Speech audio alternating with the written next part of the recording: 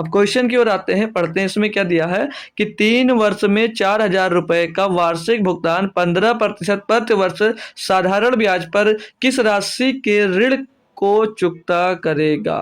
भैया 3 वर्ष में 4,000 रुपए, 4,000 रुपए वार्षिक भुगतान जो करता है, मतलब यहाँ पे जो 4,000 रुपए, ये क्या है, एक किस्त का मान है। क्या है, एक किस्त का मान है। मतलब 3,000 रुपए में 4,000 रुपए की पर ईयर किस्त, वार्षिक किस्त है भाई। ठीक है, जो भुगतान करता है वो 15% की दर पर करता है। ठीक है, और प्रति साधारण ब्याज किस राशि के ऋण को चुकता करेगा भाई। ठीक है, जो पूरी राशि चुकाएगा, यानी कि पूरा समझ लीजिए मिश्र धन बन जाएगा ना, तो वो आपसे दोस्त यहाँ पर पूछा जा रहा है कि आपको देय राशि कितनी होगी। अभी आपको बताया जो देय राशि निकाला था यहाँ पर वो कैसे आया था, तो सेम उसको करना, देख लीजिए। अब यहाँ पर 3 वर्ष में है भाई, 3 वर्ष में यानी कि 3 किस्तों में देना। कितने में भैया, 3 किस्तों में देना, यानी कि पहली किस्त हो जाएगी और ये दूसरी किस्त और एक भाई ये तीसरी किस्त। 3 किस्तों की बात किया मेरे दोस्त, है ये बात, नहीं बताएंगे भाई।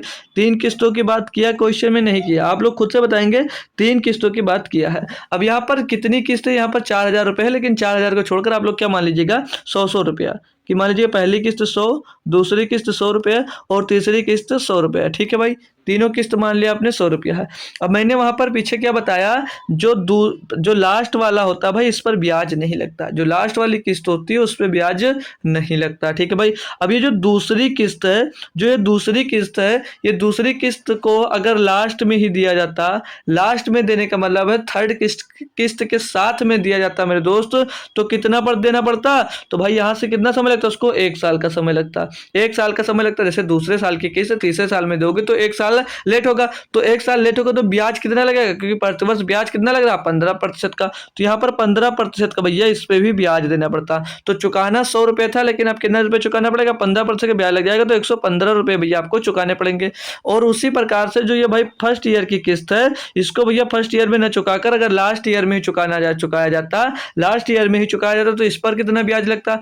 तो पहले साल का भाई, पहले साल की जो किस्त थी, इसको कब चुका रहे हो, लास्ट ईयर में चुका रहे हो ना भाई। कब चुका रहे हो, लास्ट ईयर में ही तो चुका रहे हो मेरे दोस्त, बताएंगे आप लोग भाई कब चुका रहे हो, लास्ट ईयर में।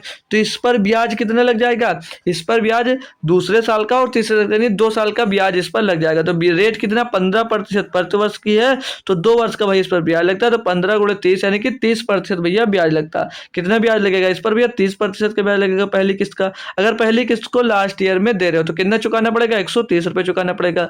तो टोटल करेंगे इसको 5 आ जाएगा और यहाँ पर 3 और 1 4 आ जाएगा और 1 1 2 1 3 आ जाएगा, 345। यानी जो 345 आएगा ये क्या आएगा, ये देय राशि आएगी, ये देय राशि आएगी। इतना आपको दोस्त चुकाना पड़ेगा। लेकिन यहाँ पर तो सिर्फ एक किस्त का मान दिया गया था, एक किस्त का मान यानी कि 100 रुपये। एक किस्त का कोई भी ले लीजिए, सभी 100 किस्तें 100 रुपये की थी।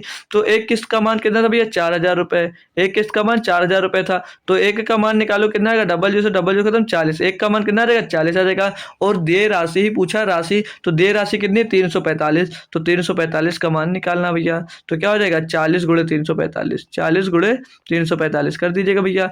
तो पीछे 0 आ जाएगा, 4 पंचे 20 का 0 से ला जाएगा 2, 4 चौक 16, 2 18 का 8 से ला जाएगा 1 और 4 3 12 और 1 13। तो 13,800 रुपये आपके भैया देय राशि आ जाएगी। क्या आ जाएगी, देय राशि, यानी कि चुकाना होगा। कितनी राशि चुकाना होगा, 13,800 रुपये भैया आपको चुकाने होंगे भाई।